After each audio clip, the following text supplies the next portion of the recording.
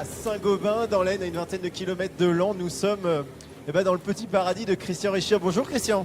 Bonjour, bonjour. Alors là, on est dans ces carrières de pierre, ces anciennes carrières. On va descendre de la voiture dans quelques secondes. C'est des kilomètres de galeries ici. Ouais, tout à fait. Sur quelle surface là? On est à peu près sur 40 hectares de galeries. 40 hectares de galeries. Hop. Oh là là, c'est sombre, on voit presque rien ici, c'est incroyable. Alors, ces galeries, c'est une ancienne carrière de pierre. Là, c'est votre fils, Romain. Oui, bonjour tout à Romain. fait. C'est une ancienne carrière de pierre. Ça remonte à quelle époque, un espace comme ça? Ça date d'avant la création du bourg, de la création du bourg, c'est-à-dire avant l'an 600. Et là, l'histoire au départ, c'est quoi? On la connaît? Oui, bien sûr, c'est un moine irlandais qui est venu évangéliser la région. Et il a vu quelques habitations, s'est renseigné un petit peu de où venaient les pierres. Et il s'est rendu compte qu'il y avait des carrières d'exploitation de pierres. Donc il a continué à les exploiter. Et comme il a été décapité en l'an 610, on peut considérer que ça remonte avant l'an 600. À cette époque. Alors, évidemment, à l'époque, il n'y avait pas de machine, comme Tout à aujourd'hui. fait. Comment ça a été creusé, ces kilomètres de galeries? Tout a été creusé de la main de l'homme avec ce type d'outil, qui est un pic. C'est vraiment un outil que vous avez retrouvé ici. C'est tout à fait un vrai de vrai. C'est relativement rare de les retrouver dans cet état.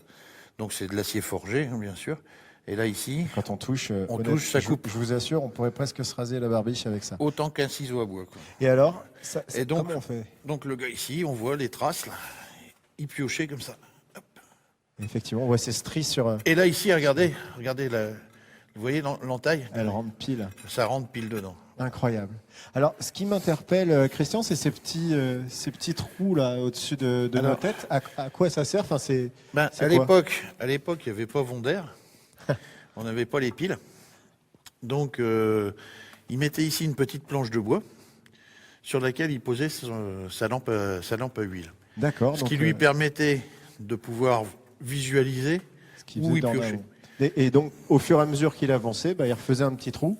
Pour s'éclairer. Et pour s'éclairer. Alors, on va avancer. On va voir que toute la pierre qui est au-dessus de nous, il y a quoi? Il y a 20 mètres, c'est ça? Il y a une vingtaine de mètres, oui. Vingtaine de mètres. Et maintenue par ces immenses piliers creusés à même, la pierre. C'est ce qu'on appelle une exploitation à piliers tournés.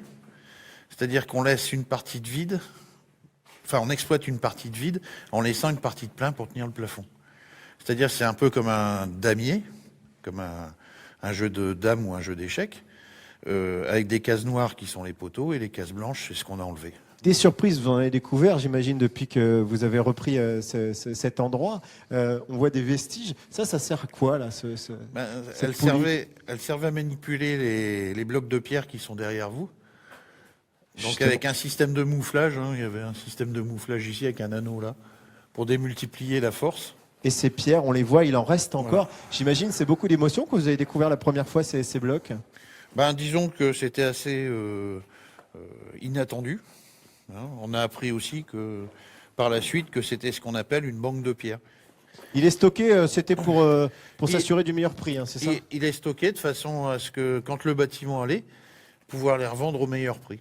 Voilà. Et vous êtes un spécialiste de la question des galeries, parce que vous êtes membre d'une association depuis une quinzaine d'années. Hein. L'association d'études et de mise en valeur du patrimoine souterrain de Saint-Gobain. Et il y en a du patrimoine. Ouais. Parce que ces galeries, elles ont aussi accueilli l'histoire des guerres, les Allemands. Hein. Vous avez retrouvé des vestiges. Ça a accueilli bien sûr tous les refuges. Enfin, ça a servi de refuge pendant toutes les invasions. Ça allait aussi bien des temps barbares qu'à la Seconde Guerre mondiale. En remontant, juste la dernière fois, c'était la dernière guerre mondiale. Quoi. Donc ça, c'est un casque allemand, et là... casque à boulons de 14-18, qui était renforcé avec une plaque en fer dessus, on voit encore les boulons dessus. Et là, c'était le casse-croûte. Et Christian, c'est dans ces galeries, dans ces carrières de pierre que vous avez eu l'idée d'exploiter pour faire des champignons. Pourquoi une carrière de pierre, c'est idéal pour produire du champignon? Parce qu'ici, on a les conditions idéales. Tout est réuni. On a 12 degrés toute l'année. On a 90 à 98% d'humidité, d'hygrométrie. Et on a de la ventilation naturelle. Naturelle. Donc, il n'y a pas besoin de ventilateur. Comment ça marche, la ventilation naturelle? C'est-à-dire, c'est une ventilation avec les puits d'extraction. On a des puits d'extraction qui donnent sur l'extérieur. D'accord. qui s'élève sur une vingtaine de mètres Parce qu'il y a Pour- 20 mètres avant de de pierre remonter. au-dessus de nous. Ouais. avant de remonter en surface. Et ça fait une circulation d'air naturel si on arrive à bien gérer les courants d'air. Et alors, on va le visualiser là. Regardez, c'est impressionnant.